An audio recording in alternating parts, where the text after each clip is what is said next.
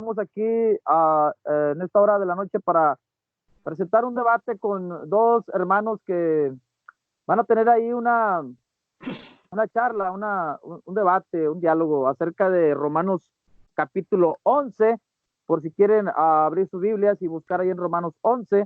Y presento primeramente a mi hermano Leandro Sánchez.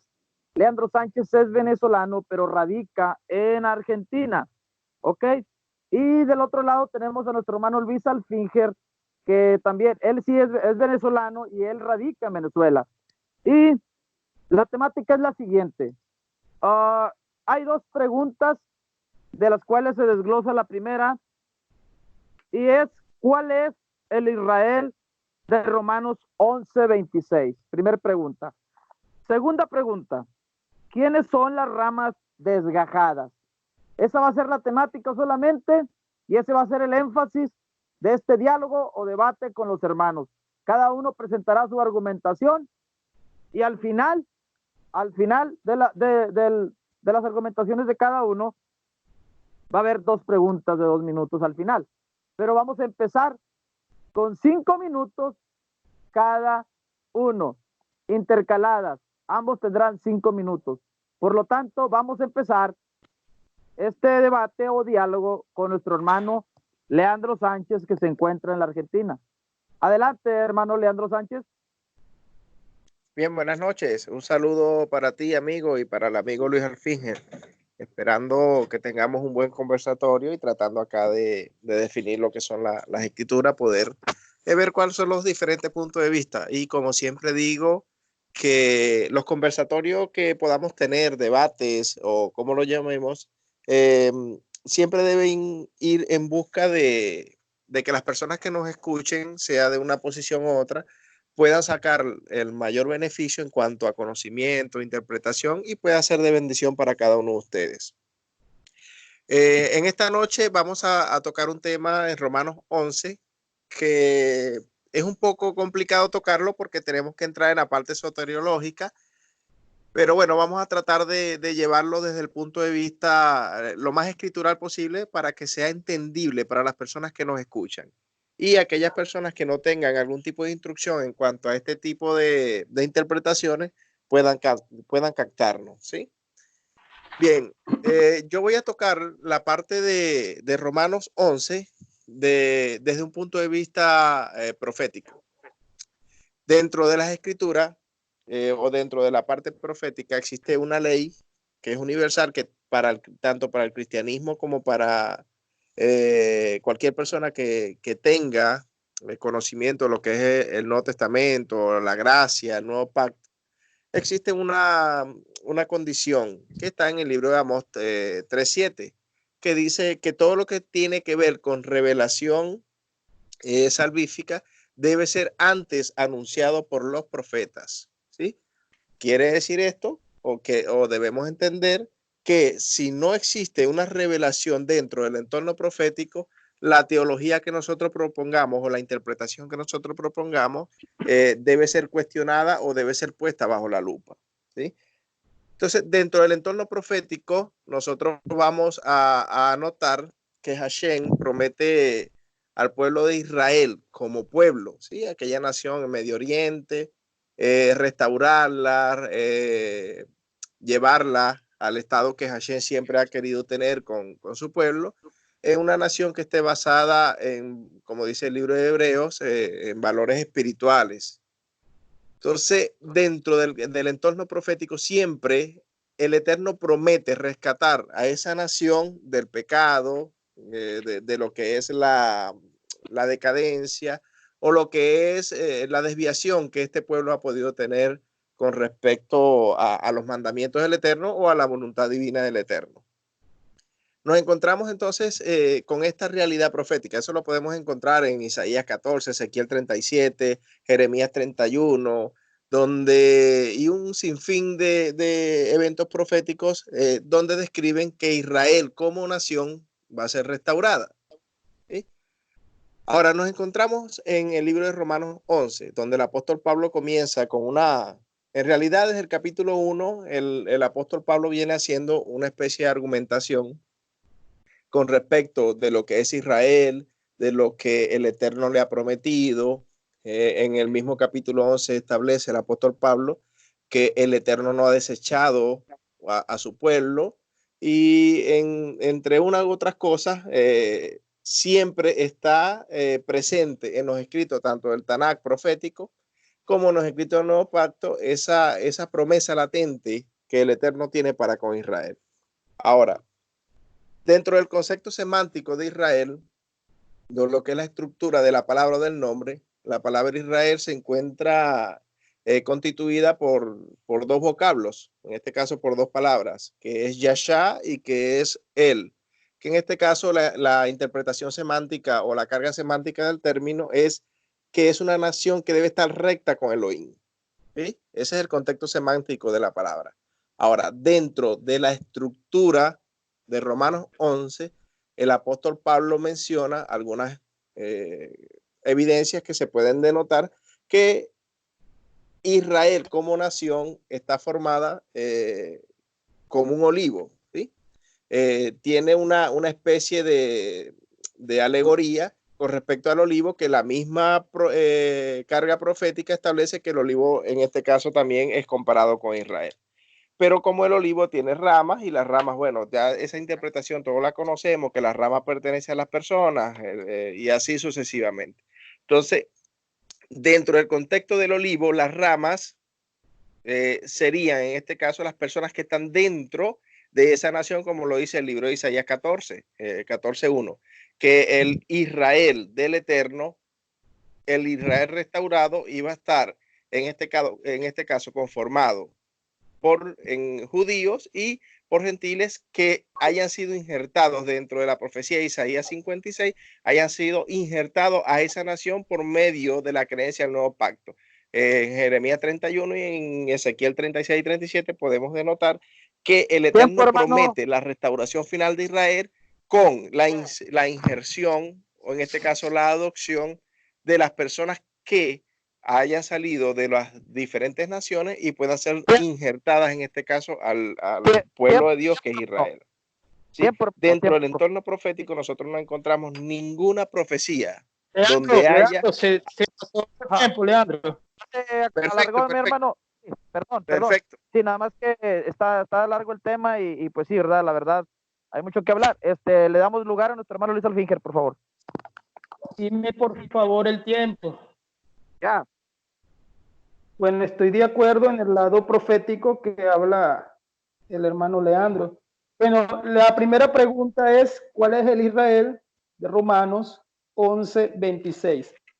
Comenzando con la primera pregunta, podemos hablar de que Israel como nación, yo me baso en un versículo, comienzo con mi versículo clave, que es Gálatas 6:16. Leo en Reina Valera 1977. Y a todos los que anden conforme a esta regla, paz y misericordia sean sobre ellos y sobre el Israel de Dios. La pregunta sería, la primera, ¿cuál es el Israel de Romanos 11:26? Vamos a lo que es la interpretación bajo soteriología. Y para comenzar, estoy obligado, y también sobre exegética, para comenzar, estoy obligado a pronunciar el rechazo de Israel, el rechazo al Mesías, pero como nación en parte, porque los apóstoles eran israelitas, los apóstoles eran de la misma nación, al igual que los seguidores en la iglesia primitiva, que también eran judíos, eran de Israel también. Comenzamos con el rechazo. El rechazo se fue dando de manera gradual hacia el Señor Jesucristo. Si vamos, por ejemplo, a Juan, en el capítulo 1, versículo 11, vino a lo que era suyo y los suyos no le recibieron. ¿Quiénes eran los suyos? Ahí es donde cabe la pregunta. Los que estaban escuchando el mensaje en ese periodo de tiempo. Ahora dice, a continuación, en el versículo 13, los cuales no han sido engendrados de sangre, ni de voluntad de carne, ni de voluntad de varón, sino de Dios. Aquí es donde comienza mi argumentación de que Israel es el Israel espiritual, más no nacional o étnico. En Romanos capítulo 11, el Israel que habla Romanos capítulo 11, 26, porque sí, lógicamente, como existieron profecías hacia la nación, eso no se niega, no se niega. Por eso es que los apóstoles fueron 12 judíos y en el libro de los Hechos encontramos conversión también de judíos como de gentiles. En el rechazo encontramos que ya el Señor, por ejemplo, en Mateo capítulo 21, versículo 43, en una parábola de los labradores malvados, le dice, por tanto, os digo que el reino de Dios os será quitado y será dado a una nación que produzca los frutos de él. Le estaba hablando a sus coterráneos, le estaba hablando a la nación, igual para que nadie me malinterprete. Estoy hablando de judíos y gentiles convertidos. Existen para esta interpretación dos interpretaciones. ¿Cuál es la primera? Que cuando dice todo Israel, puede estar hablando de todos aquellos judíos que creyeron desde el tiempo de la muerte y crucifixión de Jesucristo hasta nuestros tiempos, hasta la venida de Jesucristo. Esa es una interpretación. Pudo haber sido esta interpretación sin, no metemos el rechazo, porque todavía hoy en día hay judíos ortodoxos que no creen en Jesucristo. Y eso es importante. El tema es soteriológico y también es catalógico.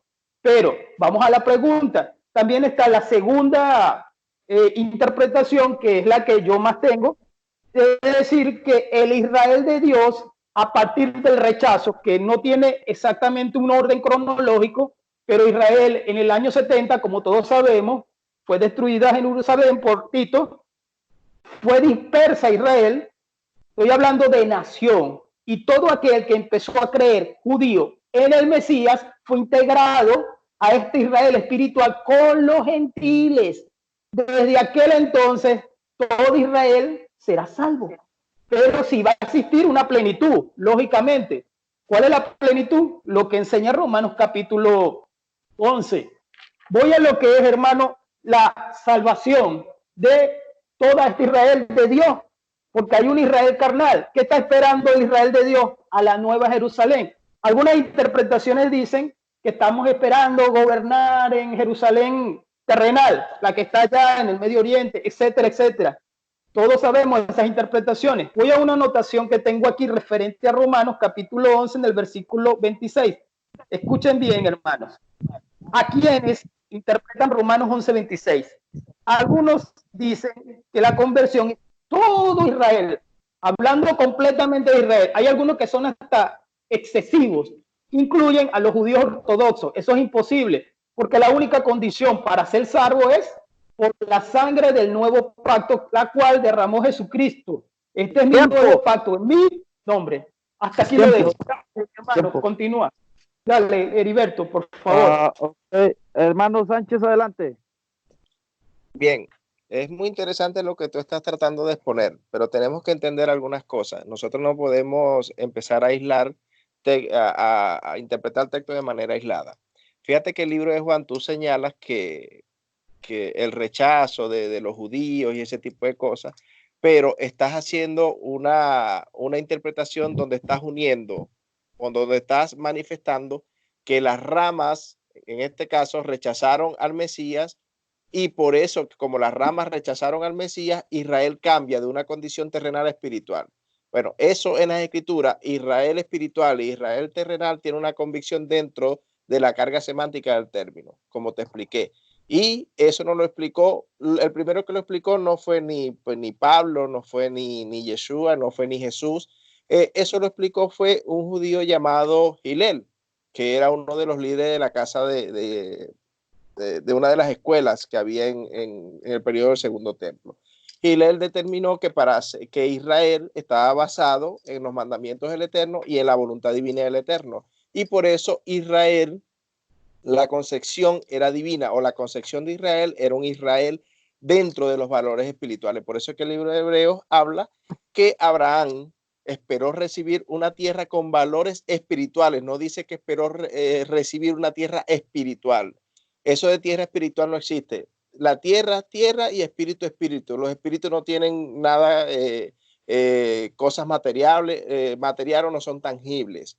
¿sí? Una cosa es esperar recibir un reino o una tierra que esté fundada en valores espirituales y otra cosa es recibir una tierra espiritual. La tierra espiritual no existe, eso es semánticamente imposible y tenemos que empezar a eso. Ahora, tú estás tratando de asentar tu doctrina en base a un rechazo, pero estás olvidando el contexto de todo el libro de Juan. El libro de Juan establece que ese rechazo fue inducido por el mismo Eterno. Y en el mismo libro de Juan dice las Escrituras y dice el mismo Señor que Él cegó, en este caso, a quienes los rechazaron. Yo los cegaré o yo les colocaré un velo o coloqué un velo en sus ojos y yo mismo los sanaré. Ahí el verbo es restauraré. O sea, el mismo Eterno o el mismo Yeshua hizo que esas personas que los rechazaran, colocó un velo sobre ellos para que no pudieran reconocerlo como Mesías y pudieran entonces rechazarlo. Entonces, la pregunta sería, ¿cómo si Yeshua indujo en ellos, como establece el libro de Juan, indujo una ceguera para que no pudieran reconocerlo, no pudieran verlo? Entonces los va a condenar porque lo rechazaron cuando fue prácticamente inducida ese velo o fue puesto ese velo por él mismo. Otra de las cosas que nosotros tenemos que entender es que tenemos unas palabras clave. Dice las Escrituras en el libro de Juan 8, si no me equivoco, con respecto al evento donde llevan a Yeshua ante Caifás. Él dice unas palabras claras. Cuando le dicen a aquellos rabinos, aquellos judíos ortodoxos, como lo queramos llamar, dicen que Yeshua está ganando favor con todo el pueblo, que ese tipo de, bueno, que debían pararlo. ¿Qué dice Caifás? Caifás dice, ustedes no entienden nada, ustedes no han comprendido. Es necesario que un solo hombre muera para que la nación sea salva. Y no tan solamente la nación, sino el pueblo. Y dice la Escritura que eso fue no porque él lo interpretó, sino que la Ruach, o en este caso el Espíritu Santo, hizo que él entendiera que era necesario que Yeshua muriera para que la nación y el pueblo de Israel fuesen salvas. Entonces hay que hacer dos cosas. Si creemos en la interpretación del Espíritu Santo, estamos haciendo o estamos determinando que el Espíritu Santo determinó, le hizo ver a ellos que era necesario que ese Mesías muriera. Y para que ese Mesías muriera, para restaurar al pueblo de Israel, era necesario que los líderes de Israel, para ese entonces, los jueces y los sacerdotes, no lo promulgaran como Mesías. Para que la salvación fuese extrapuesta, en este caso, o fuese abierta para los pueblos gentiles. Porque si el pueblo de Israel hubiese aceptado al Mesías en esa época, la salvación de los gentiles hubiese quedado en veremos. ¿Por qué? Porque las profecías prometieron fue un restaurador y un Mesías para Israel, no para los pueblos gentiles. Entonces, ¿qué es lo que tenemos que entender esto? No podemos decir que, que Juan 1, 11 y 12. Tiempo, mi hermano. Ajá. Tiempo, perfecto. Sí, está disculpa, bien. Tiempo. Ok, la pregunta es la siguiente. Vamos a pasar a la segunda pregunta. Sí, y voy a continuar también en la primera. ¿Me entiendes? Ok, vas a continuar en la primera, pero vas a introducir la segunda. Exacto. Ok, tenemos al hermano Alfinge. Ajá. Vamos con la segunda pregunta, pero va a dar su final. Mi segunda, ¿verdad? Es mi segunda, ¿verdad? Dale. Sí, es tu segunda y faltan dos tiempos de 5. Ok, dime el tiempo. Sí, va el hermano Sánchez con 5 minutos, tú vas con 5 minutos y Sánchez va con 5 minutos. Seguimos con los otros 5 minutos, restando 10 minutos. Exacto, dime el tiempo para comenzar. Ok, vas a empezar hablando con la primera pregunta, rematando la primera pregunta e introduces la segunda. Sí, exacto. Ok, la segunda, para no perder la temática, estamos en Romanos 11 y la primera pregunta fue, ¿cuál es el Israel de Romanos 11:26? Que es lo que se está tratando y el hermano Alfinger seguirá con este tema de la primera pregunta. Introducirá la segunda, que es, ¿quiénes son las ramas desgajadas? Hermano Alfinger, adelante. Ok, dame el tiempo. Bueno, continúo en la argumentación y no voy contra argumentación. O sea, no voy a contraargumentar contra Leandro. había quedado en la interpretación exegética de Romanos 11:26. Digo en mis anotaciones. Ya dije las dos interpretaciones, ¿verdad? Que tenemos. Ahora bien, escúchese bien. En griego, el original favorece a una opinión. Cuando dice toda Israel, dice olos. Escúchese bien. Cuando dice, porque no dice olos, disculpen, lo dije mal, no dice olos, dice paz. Cuando el todo dice es paz, P-A-S, no paz de pacificación, no. Y no dice en griego olos. El olos en griego significa entero, completo. Cuando dice todo Israel, no dice olos en griego, para que me entiendan bien, sino que dice paz. Ese paz significa una clase en griego. Y también tenemos que en el versículo se utiliza el enlace utos, o sea, dice utus paz. Quiero que se entienda bien esto, no dice utus olos, no. En griego dice así toda, así, ¿entienden? Entonces cuando dice utus paz, que habla de la plenitud de los gentiles, en el versículo, lo voy diciendo lento para que se me entienda, no me da a entender un futuro, no dice entonces, no dice entonces, dice así, ¿entiende? Eso es importante, hermano, para tener en cuenta este versículo, que no está hablando en sí de un completo, de una nación. Voy y continúo con soteriología. Ahora bien, nombrando a Abraham, y todavía estoy en la primera pregunta. ¿Cuál es el Israel? Si vamos a nombrar a Abraham, nos vamos en el contexto de Romanos capítulo 9, donde hay unos versículos muy importantes. ¿Cuáles son estos versículos? Romanos 9 del 6 al 8.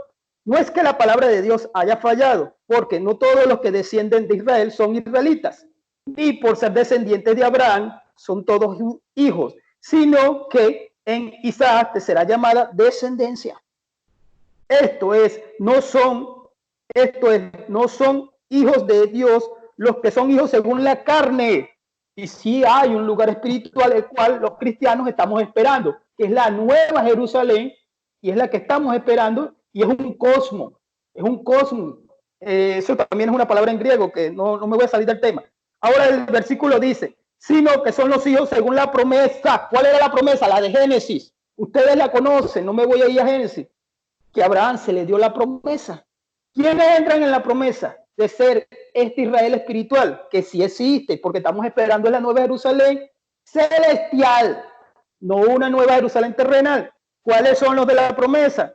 Son contados los descendientes de esta promesa. Véase bien, en el mismo capítulo de Romanos, capítulo 9, en el versículo 27, también Isaac clama tocante a Israel. Aunque sea el número de los hijos de Israel como la arena del mar, tan solo el remanente será salvo. Vuelvo y repito, el remanente, ¿cuál? El que ha de creer en Jesucristo. Ahora sí voy a la segunda pregunta. La segunda pregunta ¿quiénes son las ramas desgajadas? Me voy a Romanos capítulo 11, ¿verdad? En el versículo 20, exactamente, no estoy aislando textos, sino bajo la pregunta. Dice el versículo, bien, por su incredulidad fueron desgajadas, pero tú, por la fe, está en pie, no te ensoberbezcas, sino teme. Si explico el contexto, se me va a ir el tiempo, y ustedes tienen que leer el contexto de la analogía. ¿De qué me está hablando? De algunos que fueron desgajados. Les dice a los gentiles, no te soberbezcas sobre estos, porque ya aquí está hablando hacia gentiles. Versículo 13, porque a vosotros os digo gentiles, por cuanto yo soy apóstol de los gentiles, honro mi ministerio, por si alguna manera puede provocar a celos a los de mi sangre y hacer salvo a algunos de ellos. Estoy hablando de lo que decía el apóstol Pablo. Voy a más atrás, que esto es importante. Y aquí, de acuerdo a la pregunta, no es que se les dio una ceguera y ellos quedaron cieguitos, porque estaríamos echándole la culpa a Dios de la condenación de algunos. Entra también los gentiles. Dice la palabra en el capítulo 11.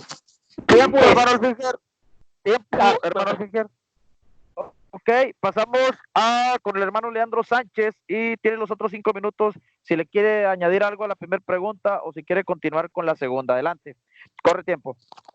Sí, bueno, primero quiero hacer alguna acotación, ¿sí? Cuando el amigo Luis dice que él va a hablar de los originales, no podemos decir eso, porque sabemos que no existe ningún original, ni ninguna copia original, ni en griego, ni en hebreo, ni en arameo, ni en ningún idioma que nosotros podamos darle el peso de original a los escritos del Nuevo Testamento, ni del Antiguo Testamento. No tenemos ni una sola copia, ni del Antiguo ni del Nuevo Testamento, para decir que tenemos un original y que vamos a hablar desde el original.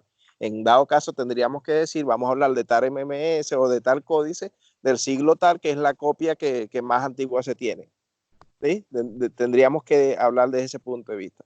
Ahora, todos o la mayoría de los que han alcanzado algún tipo de renombre en cuanto el estudio exegético en el idioma hebreo, la morfología y en este caso la gramática, por ejemplo, Robertson, Tuggy y algunos otros manifiestan que el Israel de Romanos 11:26 es la nación conformada por la profecía que estamos leyendo en el libro de Juan 11, donde dice, entonces Caifás, uno de ellos que era sumo sacerdote de aquel año, les digo, vosotros no sabéis nada, ¿sí?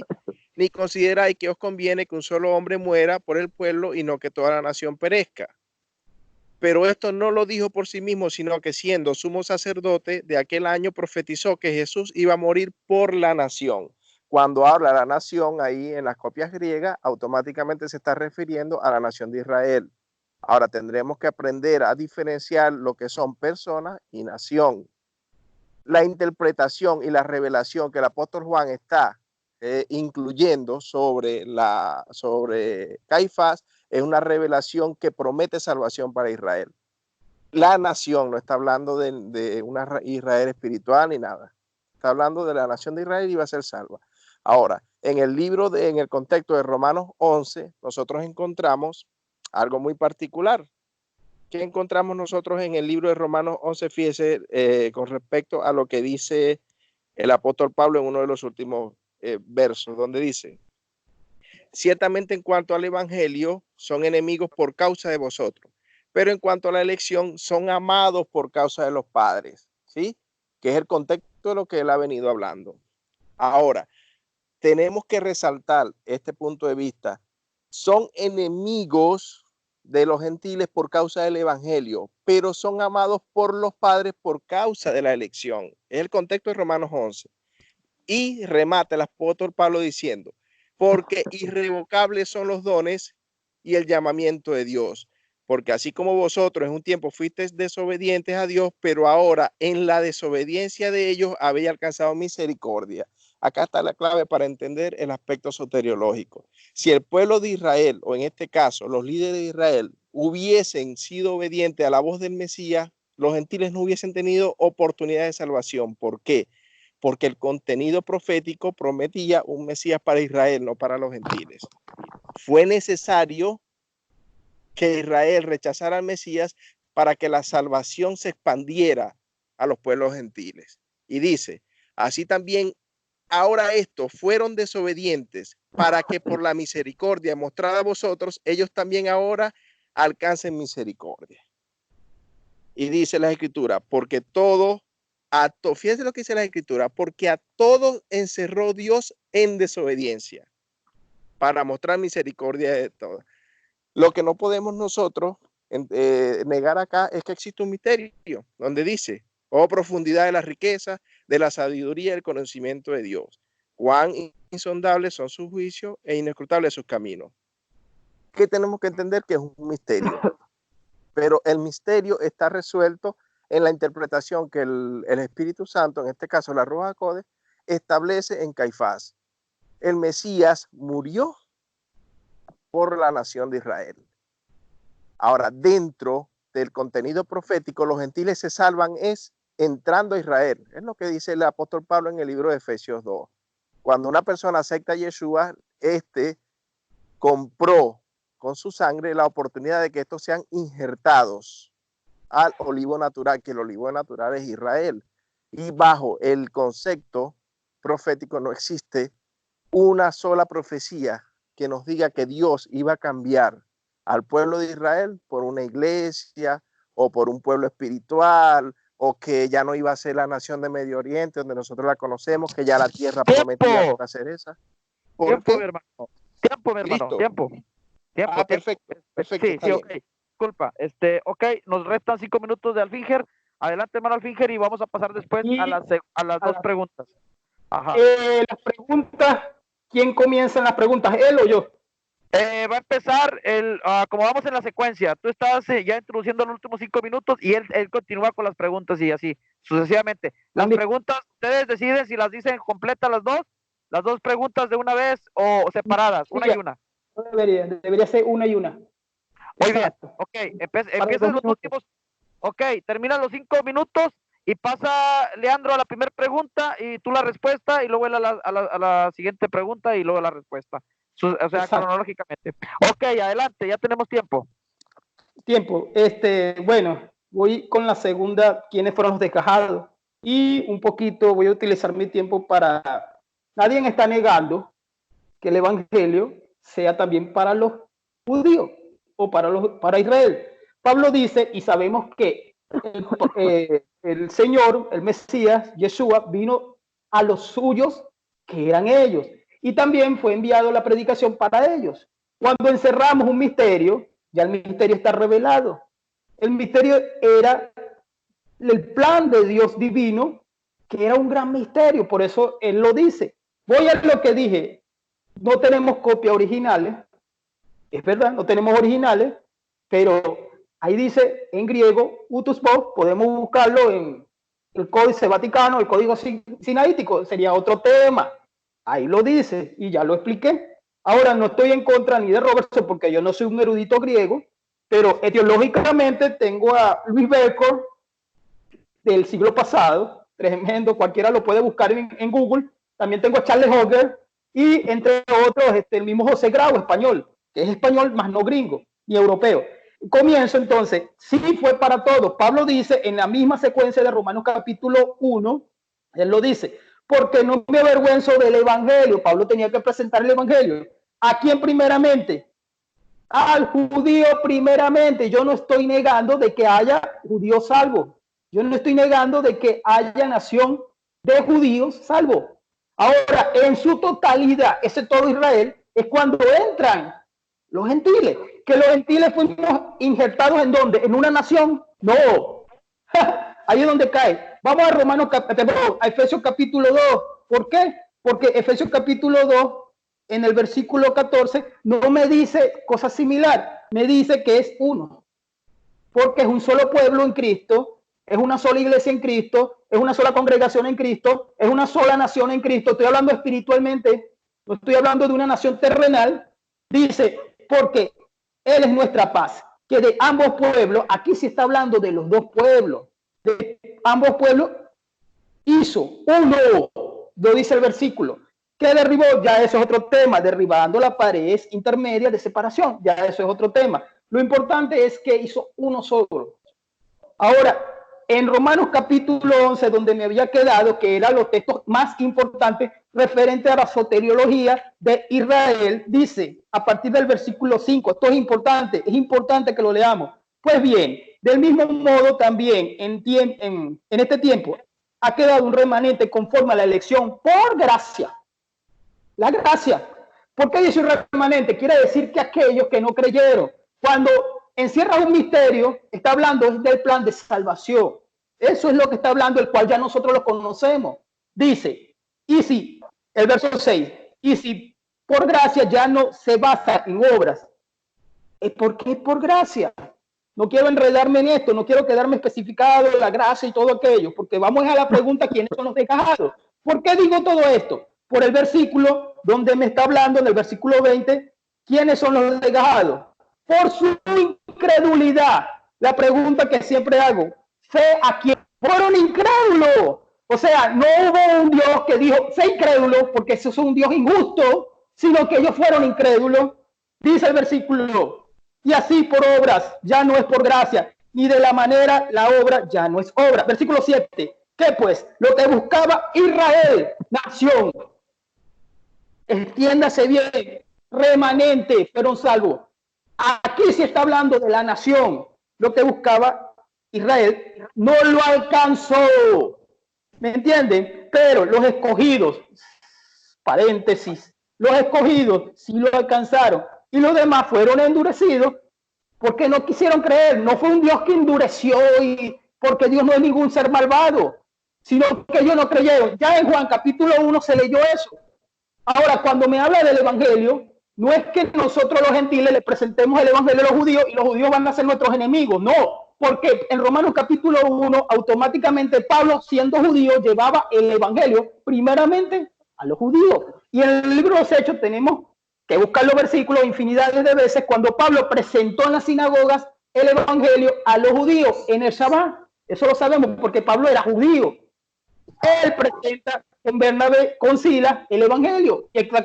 Podemos decirlo en el mismo capítulo 1 de el evangelio de Juan, cuando ya lo leímos, hay una narrativa.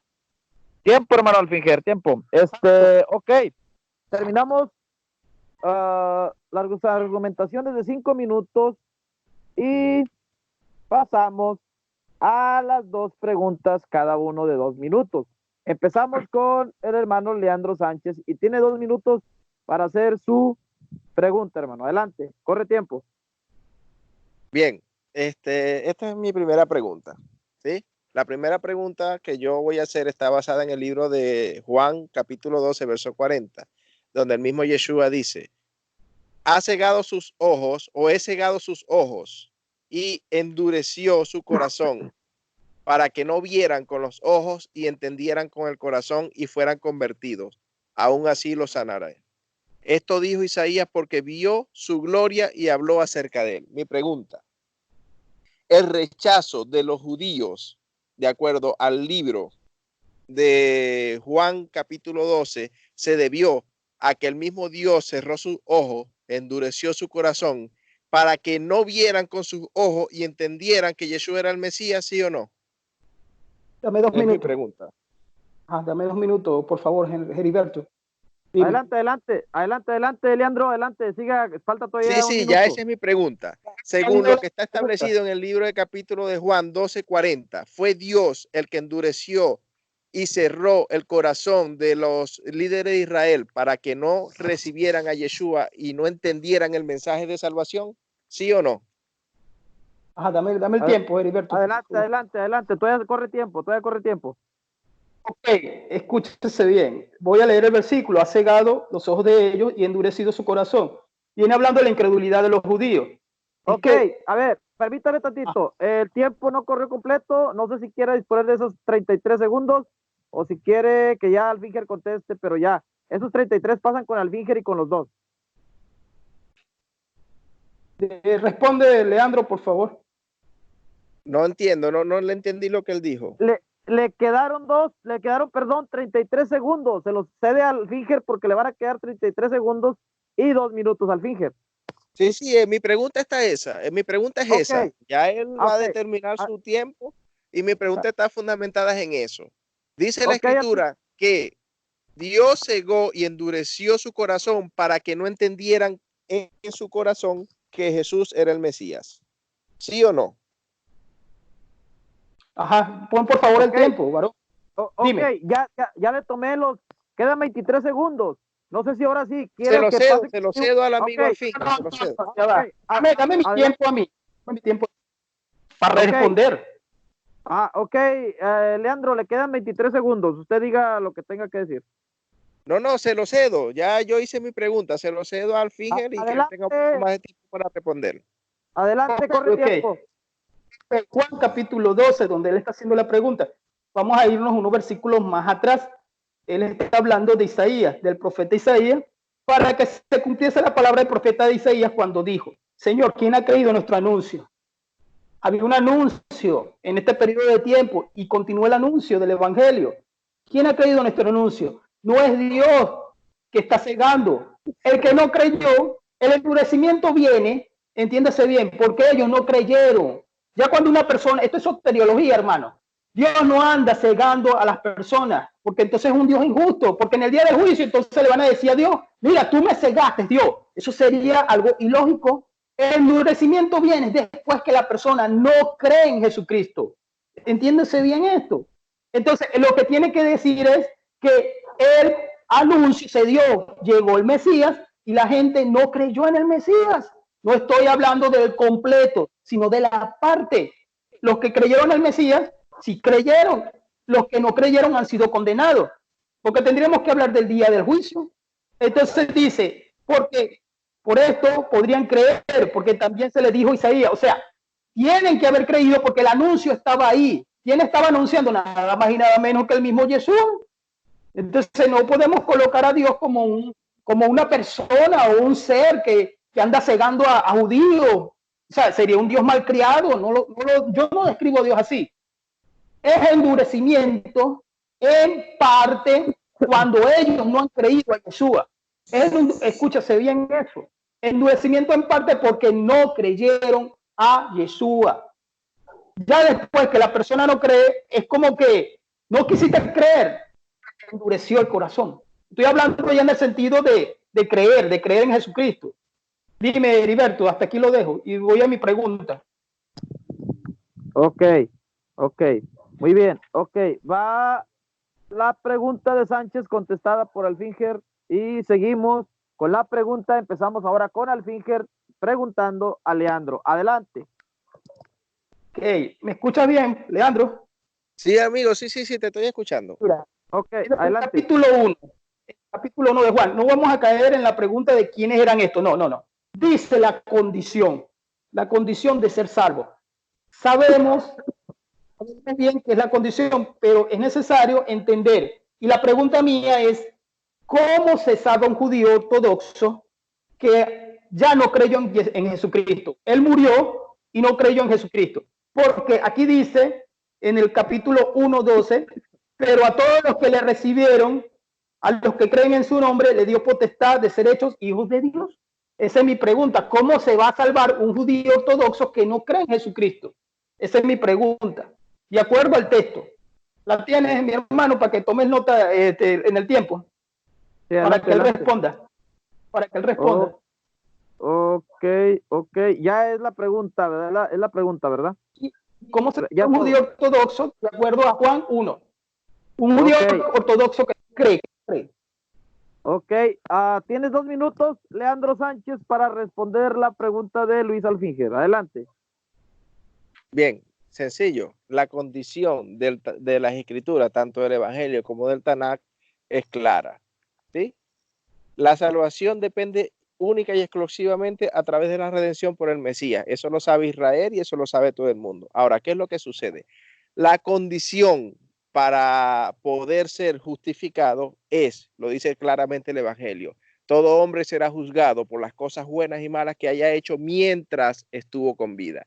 Ahí no dice la Escritura que haya tenido que repetir una oración de fe para decir, Señor, yo te acepto, te recibo y ese tipo de cosas. ¿Por qué? Porque tenemos varios ejemplos en la Escritura. Por ejemplo, cuando dice la Escritura que Dios envió un hombre envió a uno de sus hijos a hacer algo y este dijo, sí, padre, voy y lo hago, y a la final no terminó haciéndolo.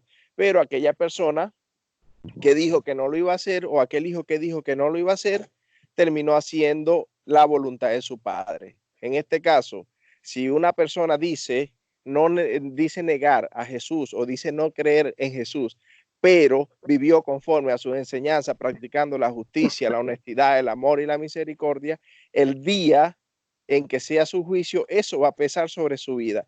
Y va a reconocer que Yeshua es el Señor, como le dice en el libro de Zacarías 7, donde dice que toda rodilla doblará ante él y reconocerá que él es el Señor. Ahora, en el aspecto soteriológico, nosotros estamos entendiendo lo que dice el texto de Juan 12:40. Fue el mismo Dios quien endureció, cegó, en este caso a los hijos de Israel, para que no entendiera en su corazón. Nuestro amigo Alfinge dice que no, que él no ve a un Dios así. Pablo sí lo veía así porque dijo, oh, profundidad de la riqueza, ¿quién entenderá el conocimiento y quién está por encima de Dios para entender cuáles son sus planes? Es un misterio. Lo cierto es que Israel como nación proféticamente será restaurada. Y el verso de donde dice todo Israel será salvo, también tenemos que entender algo. Okay. Dice, y después que entre la plenitud de los gentiles, todo Israel será salvo. Ok, Pedro, tiempo. Haz tu pregunta, por favor. Ok, Ahora sí empezamos con el tiempo de la pregunta. Tengo 2 minutos, ¿no? Adelante, ya se acabaron, pero ahora sí es tu pregunta. Sigue tu pregunta. Mi segunda pregunta es, de acuerdo al principio en Amós 3:7, que dice que todo lo que tiene que ver con justificación, redención y salvación debe ser anunciado antes por los siervos los profetas, mi pregunta, ¿hay alguna profecía que sustituya al Israel terrenal por un Israel espiritual? ¿Sí o no? ¿Y dónde está? Dame tiempo. Ok, tienes todavía 1 minuto 23. Sí, pero ya hizo la pregunta. Esa es mi postulación de la pregunta. Y ahora cuéntale los 2 minutos a él para que responda. Ok, muy bien. Adelante, Alfinger. ¿Hay un Israel espiritual? Bueno, eso es lo que estamos debatiendo aquí exactamente. De acuerdo a las profecías, que tú quieras encontrar un Israel espiritual, las profecías quedaron en sombras. Colosenses capítulo 2:16. La única forma de que las profecías obtengan luz es por medio del nuevo pacto. Vuelvo y repito eso. Quedaron en sombras. De decir que si yo tengo que buscar un versículo donde un profeta dijo que había un Israel espiritual, en ese momento en el Antiguo Testamento solamente Israel como nación eran los que tenían el pacto. Cuando llega el nuevo pacto, la luz del evangelio, Colosenses 2:16, esto quedó en sombras. Y bajo la respuesta la tengo en Romanos capítulo 9, ya la leí. Bajo la respuesta la tengo en Romanos capítulo 11. No está hablando exclusivamente de una nación como tal. Y no se puede colocar a la nación salva si no ha creído en Jesucristo. Sería algo ilógico. O sea, bajo la respuesta tienes que llevarlo a la luz del nuevo pacto. La luz del nuevo pacto nos arroja su verdad. Y la nación fue desechada en parte. Estoy hablando en parte, no estoy hablando de toda la nación, no sea que después me caigan encima los judíos a mí. Los judíos creyeron, pero no todo. Entonces, cuando volvemos otra vez al círculo, estamos haciendo círculo. Bueno, ya estamos terminando. ¿Quiénes fueron salvos? El Israel escogido. Y yo me incluyo en ese Israel escogido y no soy judío, porque en Gálatas capítulo 6:16, ya lo leí, está hablando del Israel de Dios. Esa es mi respuesta, mi hermano, ¿lo tienes? Ok. Bueno, queda una última pregunta, ¿verdad? Ok, sí, mira, queda tu pregunta y tienes todavía 41 segundos y 2 minutos si los quieres usar, si no, adelante. Tranquilo, vamos a hacer algo, mi hermano Heriberto y mi hermano Leandro. Vamos a concluir con esta pregunta y nos despedimos con 1 minuto. ¿Qué les parece, los tres? Ok, 1 minuto cada quien. Sí, pero tú terminas, tú eres el moderador, tú terminas. ¿Está bien? Sí, Okay. Perfecto, me parece bien. Voy con la pregunta, tómame el tiempo, por favor. Mira. Ok, adelante. De acuerdo a las 2 preguntas, se tenía que sacar la Israel de Dios. Ok. Para ustedes, o para ti, mi hermano Leandro, para ti, ¿existe una Jerusalén futura, espiritual, de acuerdo a lo que enseña el libro de Apocalipsis? No estoy hablando del antiguo pacto, sino del nuevo pacto, donde todos los cristianos estamos esperando esa nueva Jerusalén. Supongo yo que para ustedes, y es una pregunta que te quiero hacer, digamos personal, tiene que existir un Israel espiritual porque estamos esperando una nueva Jerusalén. ¿Entiendes? No estoy hablando de un sentido terrenal. ¿Ustedes creen que existe esa futura Jerusalén celestial y que va a ser habitada, lógicamente, por quiénes? Esa es mi pregunta. Ok, adelante, Leandro. Bien, perfecto. Bueno, lo que pasa es que el libro de Apocalipsis es un libro que tiene que entenderse también desde el punto de vista soteriológico. Y lo que nosotros esperamos con respecto a la nueva Jerusalén, una Jerusalén celestial, como tú dices, debe ser contextualizado bajo las profecías. ¿Por qué las profecías? Porque el mismo Yeshua estableció su ministerio en las profecías del Tanaj. Siempre usó la Torá para definir su doctrina. Los apóstoles siempre usaron las profecías bíblicas. Ahora tú me estás diciendo que las profecías bíblicas pasan a un segundo plano porque el evangelio debe ser la interpretación de las profecías. Bueno, ni Yeshua ni ninguno de sus apóstoles hicieron eso. Ellos basaron su interpretación dentro del Tanaj. El mismo apóstol Pedro estableció que no podemos menospreciar las profecías y que la palabra escrita, la profecía era la profecía más segura era la que estaba escrita, y para ese tiempo no estaba escrito el Nuevo Testamento. Quiere decir que se refería al Tanaj. Ahora, la Nueva Jerusalén está profetizada en el libro de Ezequiel 37. Ahí está. El libro de Ezequiel 37 establece una Jerusalén basada en fundamentos espirituales. Tiempo, mi hermanito. Sí, bien, listo. Pero ya va, espérate. Es para que concluya el minuto, ¿oíste? Dale el minuto para que concluya. Bueno. Concluye con el minuto, mi hermano. Bueno, ¿ya? Luis, no voy a usar el minuto para seguir argumentando. Voy a usar el minuto para darte las gracias, mi hermano. Exactamente. Gracias porque yo siempre he creído que nosotros podemos discutir las escrituras, discutir nuestros puntos de vista de una manera sana, de una manera cristiana, donde la comprensión, el amor al prójimo y la tolerancia pueda sobresalir. Gracias porque me diste la oportunidad de demostrarles a todas las personas que nos vean o nos escuchen que es posible disertar de las escrituras en amor. Amén. ¿Lo tienes, Heriberto? Quiero usar este minuto para eso, para que las personas entiendan que sí se puede tener diferencia, pero bajo un concepto de respeto, amor y amistad. Ok, adelante, Elfiger. Oye, le doy las gracias también al hermano Heriberto por esta oportunidad que él tuvo de moderar.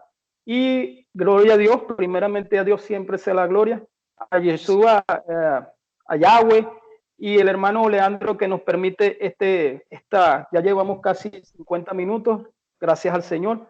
Podemos seguir dialogando, pero ya para la próxima será otro tema, Gracias al Señor que nos permitió estos minutos y muy buen debate, me parece muy buen debate. O sea, creo que quien lo vea se va a gozar. Yo lo creo, quien lo vea se va a gozar porque hubo momentos buenos y hubo momentos un poquito tensos, yo lo entiendo. Muy buen debate, mi hermano Leandro. Gracias, mi hermano, por compartir con nosotros. Te cedo, Heriberto, para que cierres, por favor. Ok, pues primeramente gracias a Dios porque se puede permitir dialogar, que eso se trata. Primeramente estamos hablando de la escritura, estamos hablando de la palabra de Dios. Por tal motivo, recordemos que en el Antiguo Testamento se dice que los escribas se lavaban y se limpiaban la boca y se relavaban cuando hablaban de la palabra de Dios, porque era algo santo. Yo creo nosotros hoy en día debemos de practicar esa santidad espiritual de una manera sobria, con mucha liturgia, con mucho respeto sobre lo que es la palabra de Dios, porque no estamos hablando de cualquier libro. Entonces, cualquiera que sea la opinión de los que vayamos a debatir o hablar de la escritura, debemos de hacerlo con ese respeto que se merece la escritura, porque es palabra de Dios, no es palabra del hombre, es palabra inspirada por el Espíritu Santo a través de los santos profetas y de los santos apóstoles y de los santos creyentes que han estado escribiendo a la historia de la iglesia, ¿verdad? Todos los mártires, toda la gente que ha sufrido, ha pagado con precio, con su vida, y por tal motivo nosotros debemos de honrar la escritura por todo lo que ha sucedido en la historia de la vida y de la iglesia primitiva y de la reforma, de la posreforma y de la reforma y después de la reforma. ¿Por qué? Porque el pueblo de Dios necesita escuchar gente que debata la escritura, no gente que pelee y que quiera defender su posición a como dé lugar. Entonces la palabra de Dios es espiritual, nosotros somos carnales y por tal motivo lo carnal lo debemos de sujetar a lo espiritual. Y pues damos gracias a Dios por este debate y esperemos que sean muchos más y que sean de esta misma manera y de esta misma calidad para glorificar el nombre de Dios. Por mi parte es todo y estoy agradecido con Dios por ustedes dos. Bendiciones, paz. Amén.